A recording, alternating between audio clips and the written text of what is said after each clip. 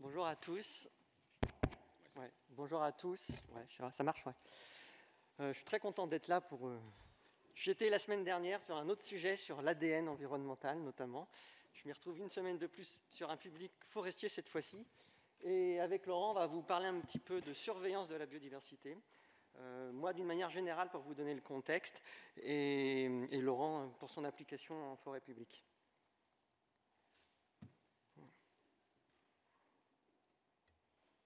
Donc, je voulais juste commencer par rappeler une définition de la surveillance telle qu'on l'a cadrée ces dernières années, en insistant sur des mots-clés qui me semblent assez importants, qui sont qu'on est sur une observation qui est répétée dans le temps.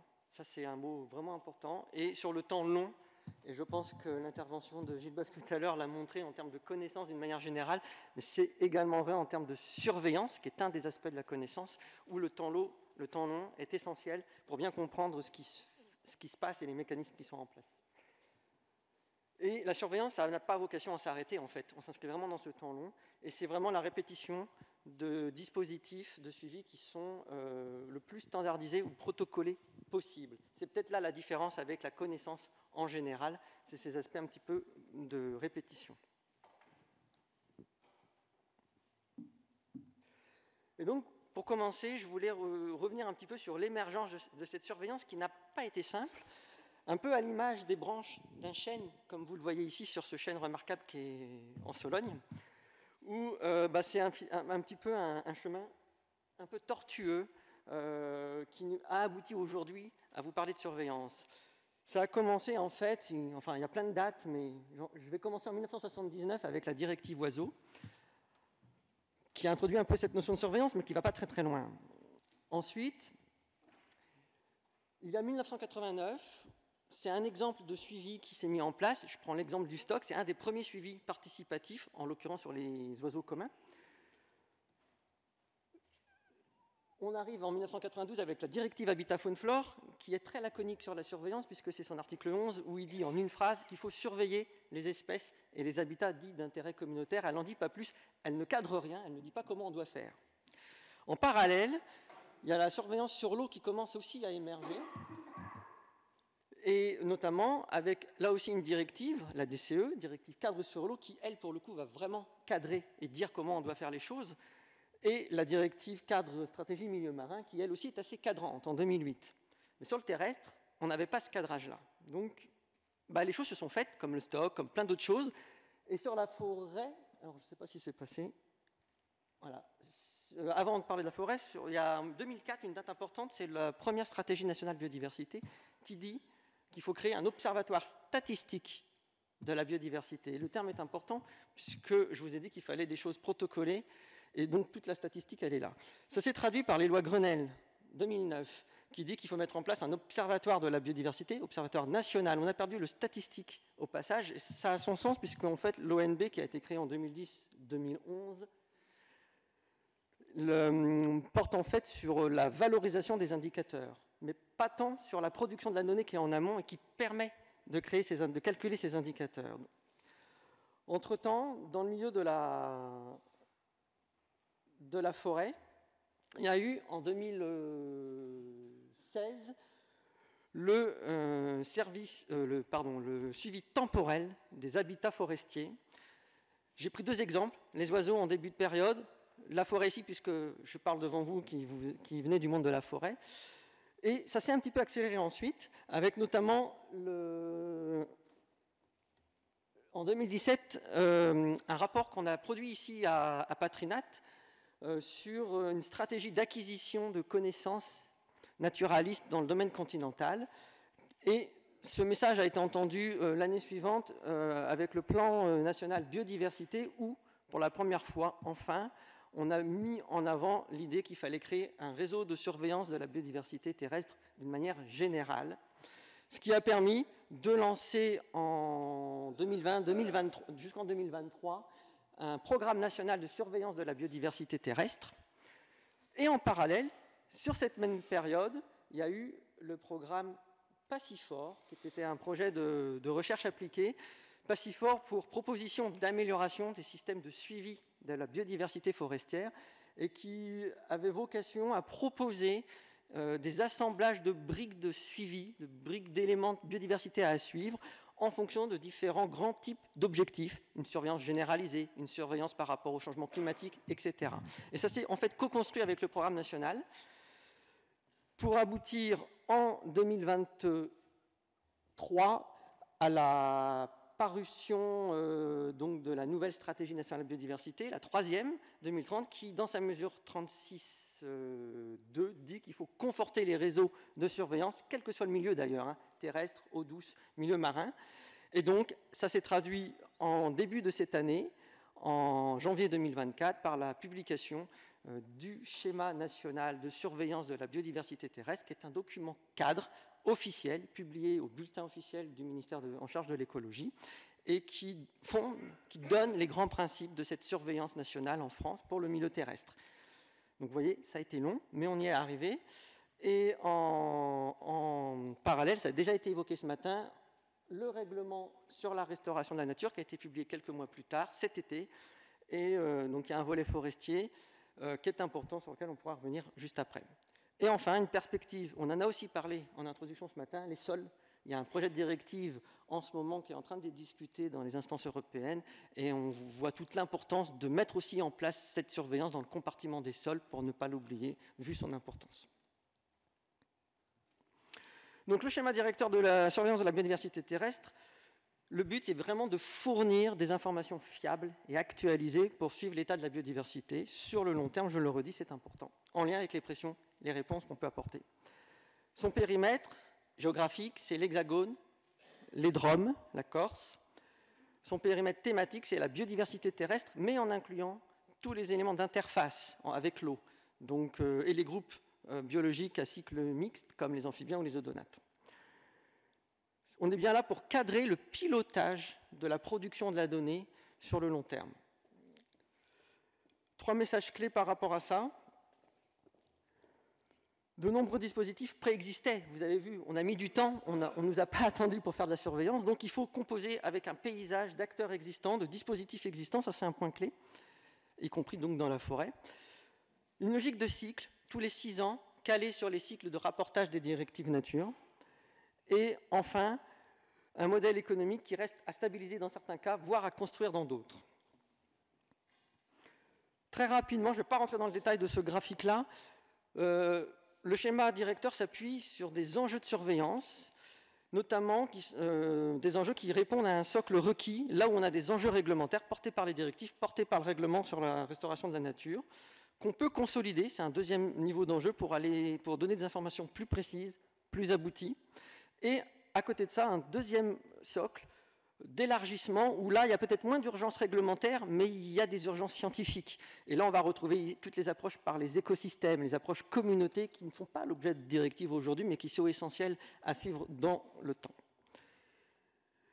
Sur le volet forestier, ce n'est pas exhaustif ce que je vais dire là, le schéma directeur est assez épais.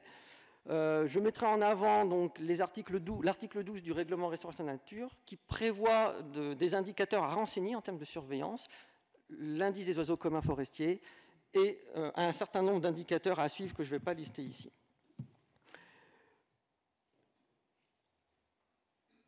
Ça passe pas.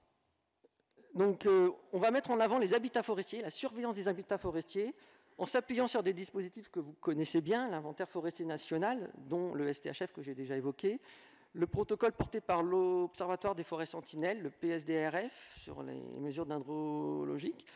Et il y en a un autre, dont Serge vous parlera juste après, je pense, sur les habitats forestiers. Je ne vais pas dévoiler ça ici. Et puis, il y a des suivis sur les espèces, de manière très générale. Je ne rentre pas dans le détail non plus, c'est juste pour ne pas les oublier, parce que souvent, c'est des suivis qui sont transmilieux, dont la forêt prend sa part, et il y aura des exemples dans la journée par ailleurs. Par contre, on est très hexagonal quand on parle de tout ça, et malheureusement, le chantier de la surveillance dans les Outre-mer est encore en grande partie devant nous, et il y a un vrai enjeu de ce point de vue-là. Et peut-être, au-delà de la forêt, j'insisterai sur la complémentarité entre les suivis professionnels et les sciences participatives. C'est très professionnel dans le milieu de la forêt, ce n'est pas toujours le cas dans le reste des milieux terrestres, et c'est la complémentarité des deux qui fait qu'on va y arriver. Une dernière diapo avant de passer la parole à Laurent, sur l'importance des articulations des différentes échelles, le schéma, il est national. Il s'articule, vous l'avez compris, avec le niveau européen. Il y a des enjeux portés au niveau européen, notamment à travers les régions biogéographiques, mais également des enjeux avec le réseau des aires protégées. Il y a une stratégie nationale des aires protégées. L'ONF est gestionnaire de réserves. Donc il y a toute une articulation avec le local à trouver via le réseau d'aires protégées et l'échelle des régions administratives à laquelle on ne peut quand même pas se soustraire, qui est également importante puisque c'est à cette échelle-là qu'il y a un certain nombre de politiques aussi qui se mettent en œuvre. Et notamment cette territorialisation à laquelle on s'attache aujourd'hui, depuis mai 2024, sur la surveillance. Laurent, à toi. Alors, pour ce qui concerne l'ONF, en fait, on a mené une réflexion avec nos collègues réseaux naturalistes, mais aussi les gens qui étaient sur le terrain, pour établir une stratégie d'études naturalistes de manière à tenter d'optimiser au maximum le recueil de données naturalistes, et qui avait pour mission vraiment de répondre à 4 besoins qui étaient particulièrement prégnants pour l'ONF, 4 axes. Le premier axe qui visait à soutenir les besoins locaux, notamment alimenter la vie locale autour de la biodiversité au sein des forêts gérées par l'ONF.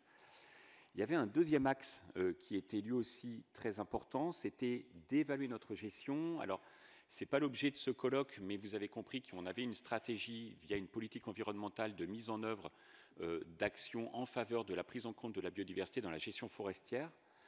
Eh bien, l'idée, c'est d'être en mesure d'évaluer l'efficacité de cette gestion et de cette stratégie.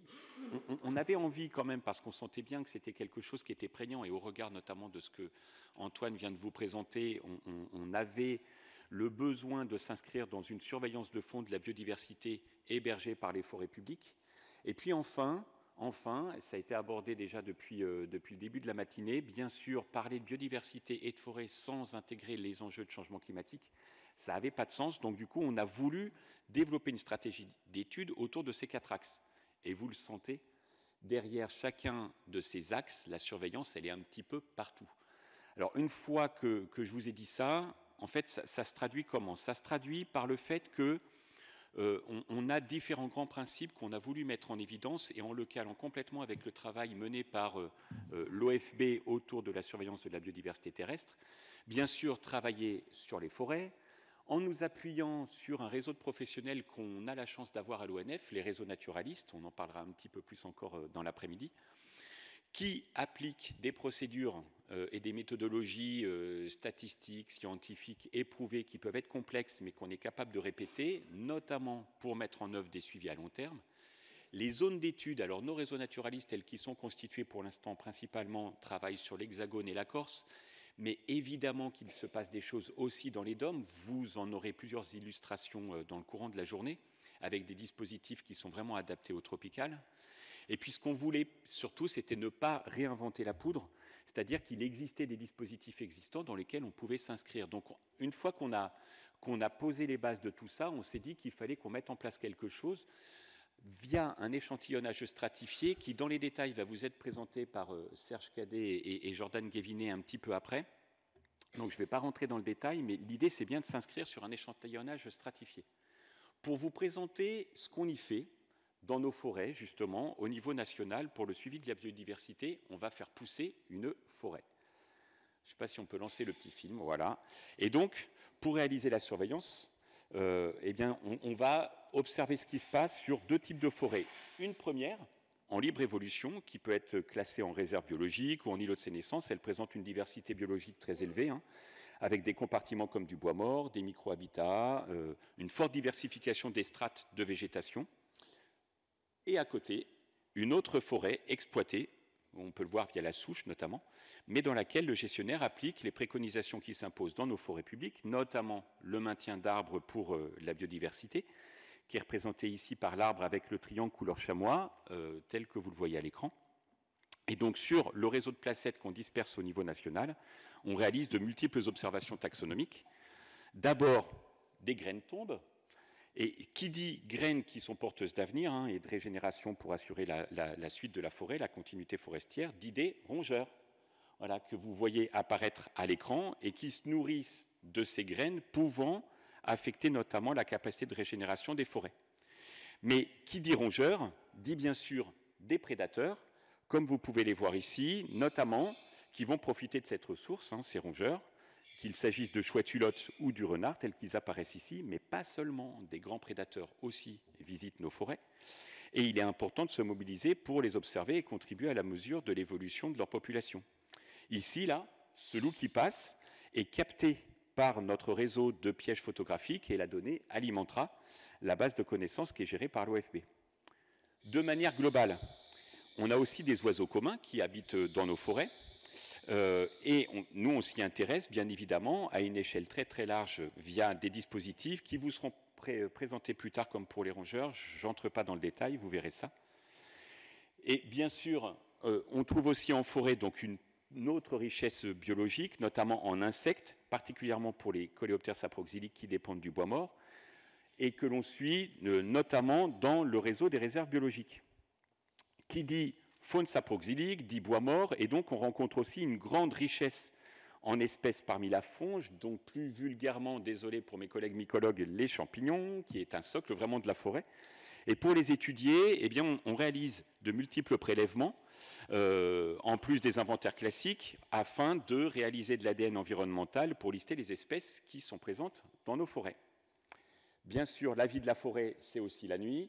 Et la nuit, on est capable d'entendre les chauves-souris en écolocation qui émettent des cris et qui, du coup, on écoute par des systèmes automatiques. La forêt, c'est aussi les milieux annexes, comme vous pouvez le voir là, et notamment par des suivis amphibiens qui vont vous être présentés un petit peu après, donc je n'entre pas dans le détail. Et on trouve bien sûr dans ces milieux annexes des milieux ouverts. Là, on a représenté une couleuvre qui entre dans une mare. On réalise aussi des suivis de reptiles, toujours en lien avec un partenaire qui présentera surtout le cas des amphibiens tout à l'heure. Et enfin, tout ça, ça a du sens si on le met en lien avec les habitats forestiers, via le suivi des habitats qui va vous être présenté juste après, mais aussi le suivi dendrologique des peuplements forestiers. Et pour finir, on fiche tout ça par un exploratoire photographique, c'est-à-dire que régulièrement, sur tous nos sites, on va réaliser des prises de vue qui nous permettront, dans le temps, d'illustrer l'évolution des écosystèmes forestiers.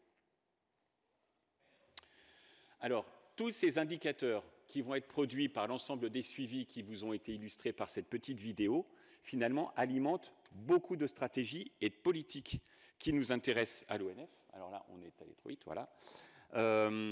Donc, notamment, ça nous sert à évaluer notre gestion, puisqu'on fait du comparatif entre des sites qui sont en libre évolution et des sites qui sont en exploitation forestière. Ça contribue aussi à surveiller, notamment à répondre à des stratégies comme le règlement européen qui vous a été exposé tout à l'heure, la surveillance de fond de la biodiversité. Là, vous avez donc une illustration par tout un tas de stratégies et de politiques qui sont portées par l'État, notamment autour des aires de protection forte. Ça va contribuer aussi à documenter dans le temps l'évolution des écosystèmes et de sa biodiversité dans le cadre du changement climatique. Ça va permettre aussi, parce que parmi les espèces qu'on suit, il y a des espèces qui bénéficient de plans nationaux d'action en faveur d'espèces menacées, donc on va apporter des éléments pour le suivi de l'efficacité de ces stratégies. On va contribuer aussi à la surveillance des espèces exotiques envahissantes. Et enfin, on alimente tous les dispositifs et les données qui sont nécessaires, notamment pour le rapportage Natura 2000, dont Antoine vous a parlé juste avant. Voilà, et j'en finis juste en remerciant particulièrement le ministère pour sa biodiversité, puisque si on est là aujourd'hui et qu'on peut s'inscrire dans ce programme de surveillance, c'est bien parce qu'on a le soutien du ministère de l'écologie sur l'ensemble de ce programme. Merci.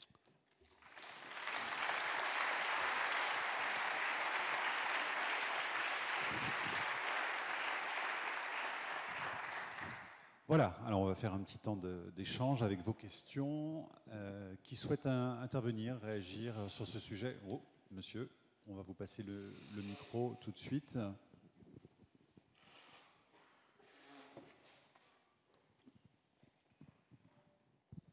Oui, bonjour, je m'appelle Patrice Irbec, je suis président du groupe Forêt UICN et administrateur de France Nature Environnement. En ce moment, il y a la COP 16, désertification. Une des principales conclusions, c'est de dire que plus d'un tiers de la surface terrestre de la planète est en train de basculer dans d'autres écosystèmes. Le basculement des écosystèmes, qui est un concept qui est beaucoup travaillé par l'UICN, est en marche à un rythme rapide. Ça concerne la France et ça concerne bien évidemment aussi les habitats forestiers. Dans la construction de votre schéma directeur, de votre stratégie de surveillance de la biodiversité pour la France, est-ce que vous avez déjà inclus cette donnée et est-ce que vous allez mettre en place un système pour faire ce qu'on appelle de l'écologie prédictive? C'est-à-dire que les habitats forestiers tels qu'ils sont, comment vont-ils évoluer? Est-ce qu'il y a des indices qui disent que, par exemple, la hêtraie qui est fortement menacée, comme l'a rappelé Gilles Boeuf, eh bien, tout simplement ne va pas évoluer vers ce qu'elle était à des âges plus anciens, comme à l'Éhémien, une espèce de steppe arborée? Antoine, vous répondez d'abord? Oui, je vais commencer. Sur le cadre général que je vous ai présenté à travers le schéma directeur, non, aujourd'hui, on ne fait pas de prédiction en tant que telle dans ce schéma-là. Ce n'est pas son but premier. Par contre, le travail sur le long terme et l'élaboration de ces séries longues doivent produire des données dont la recherche et le milieu de la recherche peut ensuite s'approprier pour travailler ces prédictions-là. Donc ce n'est pas en tant que tel le schéma qui va porter ça, mais il doit porter les conditions de la création de la donnée qui vont permettre de le faire. Ça, c'est le premier élément de réponse. Je ne sais pas si tu veux compléter. Oui, après, sans vouloir déflorer le sujet qui va être abordé juste après, c'est vrai que du coup, la stratégie d'échantillonnage qu'on a établie au niveau national vise bien à nous permettre d'avoir les données qui vont alimenter le monde de la recherche pour notamment tenter de prédire ce qui va se passer pour certaines espèces et peut-être aussi nous aider du coup dans certains choix de gestion. Donc ça va être abordé un tout petit peu après. Mais encore une fois, et là je rebondis sur ce que disait Antoine, toutes les données qu'on produit notamment à l'ONF, c'est des données qui sont publiques et c'est des données qu'on partage avec le monde de la science. L'idée étant que chacun puisse apporter sa pierre à l'édifice. Le travail, il est assez considérable. En tout cas, nous, de la manière dont on a raisonné les choses, en stratifiant notre échantillonnage, normalement devrait permettre de favoriser la possibilité de prédiction telle que tu l'as présentée. Et peut-être juste pour rebondir, ce qui est important aussi, c'est vraiment cette fameuse brique élargie dont je parlais tout à l'heure. C'est des visions intermilieux, interécosystèmes, un peu générales, une surveillance généralisée. Parce que s'il y a des basculements d'écosystèmes, c'est bien ce type de suivi un peu large qui vont au-delà des forêts, qui vont nous permettre de mesurer ces changements-là. Laurent, est-ce que c'est destiné à faire de la publication scientifique également, toutes ces données que vous recueillez? Quand vous dites on va en parler, donner les informations scientifiques, c'est aussi pour peut-être publier ensuite des choses? Oui, l'idée c'est vraiment d'alimenter la science, déjà de le confronter à tout un tas de collègues scientifiques qui peuvent eux aussi digérer les données qu'on produit et puis avoir une analyse parfois qui peut être un peu différente. Et puis l'idée c'est vraiment de pouvoir inspirer le plus grand monde parmi le milieu scientifique de manière à susciter pourquoi pas des changements ou des améliorations des procédures et puis justement nous aider à faire des prédictions de manière à nous aider à faire les choix qui doivent être faits. Donc oui, l'objectif c'est vraiment de le rendre disponible au plus grand monde et donc de publier. Autre question, madame, ici. Zoé Lefort, moi je suis référente Parc national de forêt à l'ONF. Qui dit surveillance de la biodiversité dit indicateur, rapportage, communication.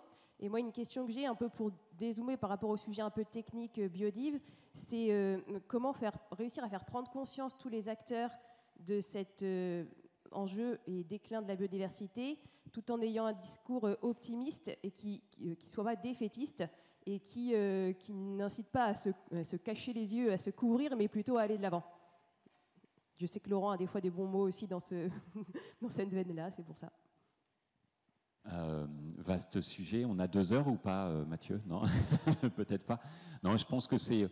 En fait, j'ai le sentiment, au regard de ce qu'on a construit, notamment à l'ONF, et de certaines expériences de gestion dans lesquelles on a mis la biodiversité au cœur du dispositif de gestion, qu'on a construit quelques projets qui peuvent faire sens et qui peuvent embarquer le plus grand monde dans cette idée et cet objectif de pouvoir mettre, en tout cas de pouvoir proposer un récit de société qui fasse envie et qui donne envie à chacun de s'embarquer. Même si, on ne va pas nier les évidences, le changement climatique est en train de tout bouleverser. Même si, comme le disait Gilles tout à l'heure, on sait bien que la tendance, elle n'est pas forcément favorable. On vit cette fameuse perte de biodiversité, mais pour autant... En tout cas, moi, je pense qu'il est plus facile d'arriver à faire adhérer le plus grand monde si on l'embarque dans un récit qui fait sens et qui peut donner envie parce qu'on a quelques expériences positives, plutôt que d'être en lutte permanente face à ce qui est en train de nous arriver. Et lutter face au changement climatique, individuellement, c'est quand même un peu compliqué. Donc je pense que, en tout cas, nous, ce qu'on va pouvoir apporter aussi, et je pense que ça fera partie des publications qu'il faudra qu'on arrive à produire, c'est de raconter des histoires autour des données qu'on recueille qui pourraient donner envie, au contraire, d'embarquer le plus grand monde dans la société vers ce collectif et vers ce qu'on est en train de tenter de construire. Vous êtes combien, Antoine, à travailler sur ce programme-là de surveillance ? Je n'ai pas compté, mais il y a une petite équipe à Patrinat sur laquelle on peut s'appuyer, qui font un super travail. Il y a pas mal de personnes aussi chez les partenaires, Laurent par exemple à l'ONF, mais au final on n'est pas nombreux. Ouais. On sentait bien, c'était le sous-entendu de la question, et non, on n'est pas nombreux. Est-ce qu'il y a d'autres questions, s'il vous plaît ? Oui. Ornella Christo du Conservatoire botanique national alpin. Je me demandais quels étaient les liens avec la forêt privée par rapport aux dispositifs qui sont déployés et dans le cadre d'une ambition de surveillance de la biodiversité des forêts françaises. Il me semble que c'est important d'aborder des passerelles avec les acteurs de la forêt privée, et j'imagine que c'est le cas. Si vous pouvez nous donner quelques éléments là-dessus. Oui, alors, je vous avoue que nous, à l'ONF, notamment par rapport à ce qui a été évoqué juste avant, il y a déjà suffisamment de travail pour qu'on se mêle trop de ce qui se passe sur la forêt privée. Néanmoins, les dispositifs qu'on a mis en place, ils sont totalement ouverts. Pour vous donner une illustration, dans ce qui va vous être présenté après, systématiquement, notamment pour les oiseaux, notamment pour les amphibiens, il y a des acteurs externes avec lesquels on travaille, qui ont mis en place des dispositifs dans lesquels nous, on s'est inscrits à l'ONF, parce que, comme je vous disais, on n'allait pas réinventer la poudre. Donc autant aller vers ce qui était déjà préexistant. Et ça, pour le coup, c'est ouvert en forêt privée. Et je sais qu'il y a des dispositifs qui se mettent en place aussi en forêt privée, par contre, qui dépendent de chaque territoire et de la volonté ou pas du propriétaire d'ouvrir son territoire à de l'observation naturaliste. On a moins la maîtrise sur ce qui se passe effectivement en forêt privée, mais je sais qu'il y a quand même des ambitions pour aller dans ce sens-là. Après, je ne sais pas si toi, Antoine, tu as des éléments complémentaires, mais ça va dépendre vraiment du collectif, quoi. Ouais, j'ai pas d'éléments très précis, mais il y a un certain nombre de dispositifs qui sont, notamment, qui s'appuient sur les sciences participatives, et là, qui dépassent le cadre de la forêt publique. Hein. Le stock peut être fait dans n'importe quel type de forêt, comme dans n'importe quel type de milieu d'ailleurs. Par ailleurs, dans la manière dont on construit aussi nos réflexions au niveau national, on s'appuie sur des groupes de travail dans lesquels peuvent être conviés un certain nombre de représentants de la forêt et pas que de la forêt publique. Une dernière question, vous disiez, vous parliez de la problématique justement des Outre-mer. Comment est-ce qu'on pourrait améliorer la surveillance sur les territoires des DOM ? Eh ben, c'est un travail qui est en cours. On a, parmi la petite équipe dont je parlais, il y a une personne qui est chargée spécifiquement de travailler sur le déploiement de la surveillance dans les Outre-mer. Et donc ça passe par des ateliers, par des groupes de travail qui associent les locaux. Dans les Outre-mer, mais comme ailleurs, comme dans l'Hexagone, hein, l'action locale est importante, mais c'est d'autant plus vrai dans les Outre-mer quand chacun a ses spécificités. Et donc on est en train d'y travailler pour essayer de nous appuyer sur le peu d'existant. Il y a quand même de l'existant. Le stock se déploie aujourd'hui dans les Outre-mer. Et à travers les plans nationaux d'action, qui sont des sujets très porteurs dans les Outre-mer, il y a des suivis qui sont portés dans ces PNA sur lesquels on peut s'accrocher pour planter la graine de la surveillance. Merci Antoine Lévesque et Laurent Tillon. Merci beaucoup pour votre présentation.